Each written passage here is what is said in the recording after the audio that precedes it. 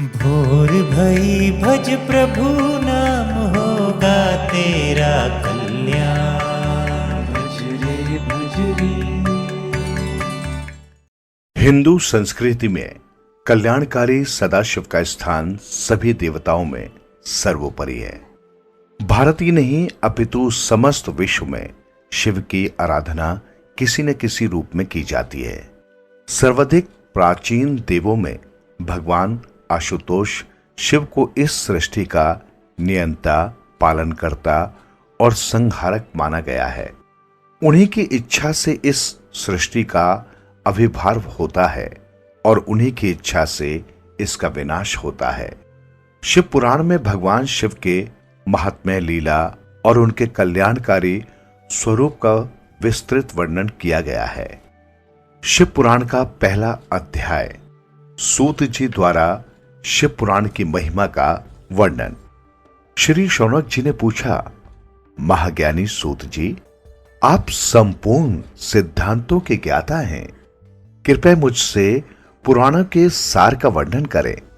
ज्ञान और वैराग्य सहित भक्ति से प्राप्त विवेक की वृद्धि कैसे होती है तथा साधु पुरुष कैसे अपने काम, क्रोध आदि विकारों का निवारण करते हैं। इस कलयुग में सभी जीव आसुरी स्वभाव के हो गए हैं, अतः कृपा करके मुझे ऐसा साधन बताइए जो कल्याणकारी एवं मंगलकारी हो तथा पवित्रता लिए हो। प्रभु, वो ऐसा साधन हो जिससे मनुष्य की शुद्धि हो जाए और उस निर्मल हृदय वाले पुरुष को सदैव के लिए शिव की प्राप्ति हो जाए। श्री सूत जी ने उत्तर दिया, शौनक जी, आप धन्य हैं, क्योंकि आपके मन में पुराण कथा को सुनने के लिए अपार प्रेम व लालसा है। इसलिए मैं तुम्हें परम उत्तम शास्त्र की कथा सुनाता हूं। वत्स, संपूर्ण सिद्धांत से संपन्न, भक्ति को बढ़ाने वाला तथा शिवजी को संतुष्ट करने वाला अमृत के समान दिव्य शास्त्र है शिव पुराण। इसका पूर्व काल में शिवजी ने ही प्रवचन किया था। गुरुदेव व्यास ने सनत कुमार मुनि का उपदेश पाकर आदर पूर्वक इस पुराण की रचना की है। यह पुराण कलयुग में मनुष्यों के हित का परम साधन है। शिव पुराण परम उत्तम शास्त्र है।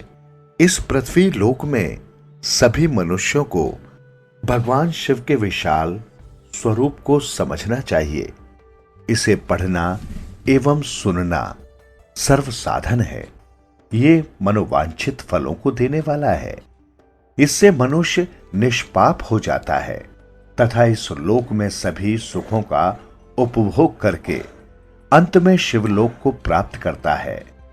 शिव पुराण में 24,000 श्लोक हैं, जिसमें 7 संहिताएं हैं। शिव पुराण पर ब्रह्म परमात्मा के समान गति प्रदान करने वाला है। मनुष्य को पूरी भक्ति एवं संयम पूर्वक इसे सुनना चाहिए। जो मनुष्य प्रेम पूर्वक नित्य इसको बाँचता है या इसका पाठ करता है, वो निसंदेह पुण्य आत्मा है। भगवान शिव उस विद्वान पुरुष पर प्रसन्न होकर उसे अपना धाम प्रदान करते हैं। प्रतिदिन आदर पूर्वक शिव पुराण का पूजन करने वाले मनुष्य संसार में संपूर्ण भोगों को भोग कर भगवान शिव के पद को प्राप्त करते हैं। वे सदा सुखी रहते हैं। शिव पुराण में भगवान शिव का सर्वस्व है। इस लोक और परलोक में सुख की प्राप्ति के लिए आदर पूर्वक इसका सेवन करना चाहिए। ये निर्मल शिव पुराण धर्म, अर्थ, काम और मोक्ष रूप चारों पुरुषार्थों को देने वाला है। अतः सदा प्रेम पूर्वक इसे सुनना व पढ़ना चाहिए। इसका दूसरा अध्याय है देवराज को शिवलोक की प्राप्ति, चंचुला का संसार से वैराग्य। श्री शौनक जी ने कहा, आप धन्य हैं सूत जी, आप परमार्थ तत्व के ज्ञाता हैं। आपने हम पर कृपा करके हमें ये अद्भुत और दिव्य कथा सुनाई है।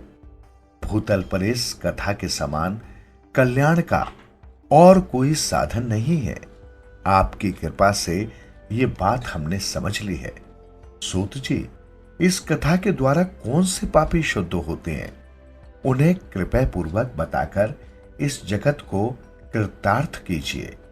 सूत जी बोले, मुने, जो मनुष्य पाप, दुराचार तथा काम, क्रोध, मद, लोभ में निरंतर डूबे रहते हैं, वे भी शिव पुराण पढ़ने अथवा सुनने से शुद्ध हो जाते हैं तथा उनके पापों का पूर्णतः नाश हो जाता है। इस विषय में तुम्हें एक कथा सुनाता हूं। बहुत पहले की बात है कि रातों के नगर में देवराज नाम का एक ब्राह्मण रहता था। वो ज्ञान में दुर्बल, गरीब, रस बेचने वाला तथा वैदिक धर्म से विमुख था। वो स्नान संध्या नहीं करता था तथा उसमें वैश्य वृत्ति बढ़ती ही जा रही थी। वो भक्तों को ठगता था। उसने अनेक मनुष्यों को मारकर उन सबका धन हड़प लिया था। उस पापी ने थोड़ा सा भी धन धर्म के काम में नहीं लगाया था। वो वेश्यागामी तथा आचार भ्रष्ट था। एक दिन वो घूमता हुआ देवयोग से प्रतिष्ठानपुर झोसी प्रयाग जा पहुंचा। वहां उसने एक शिवालय देखा जहां बहुत से साधु महात्मा एकत्र हुए थे। देवराज वहीं ठहर गया। वह रात में उसे ज्वार आ गया और उसे बड़ी पीड़ा होने लगी।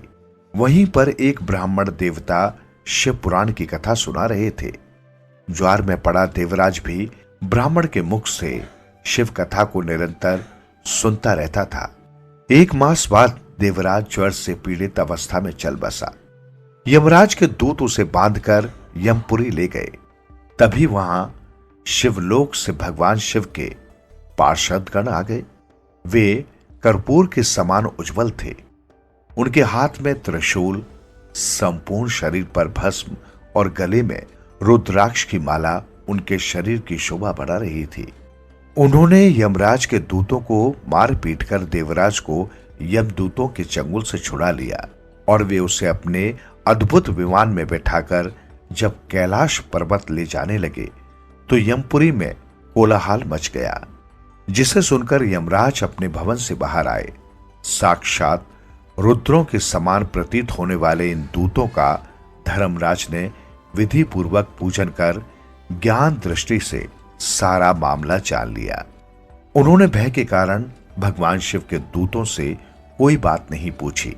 तत्पश्चात शिवदूत देवराज को लेकर कैलाश चले गए और वहां पहुंचकर उन्होंने ब्राह्मण को करुणा अवतार भगवान शिव के हाथों में सौंप दिया। शौनक जी ने कहा, महाभाग सूत जी, आप सर्वज्ञ हैं। आपके कृपा प्रसाद से मैं कृतार्थ हुआ। इस इतिहास को सुनकर मेरा मन आनंदित हो गया है। अतः भगवान शिव में प्रेम बढ़ाने वाली दूसरी कथा भी कहिए। जीवन सुधरेगा, प्राणी होगा तेरा उद्धार। मन के द्वार खुले